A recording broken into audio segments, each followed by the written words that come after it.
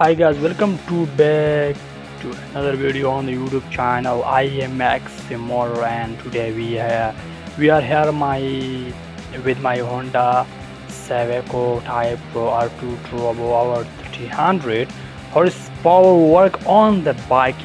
I was trying to get it going, hoping the block still push it, and then some friends show up and things move faster than accepted.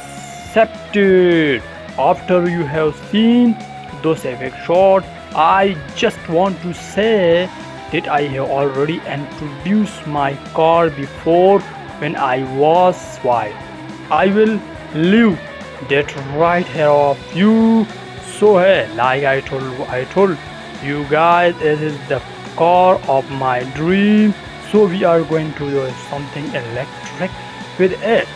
We already did you Waco for a professional Vena job, and now we are going for a professional bike job.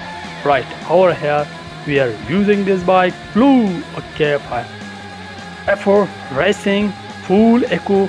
Then we have got this Brock head back to racing one. Check out those pads and send a lot of. You might be wondering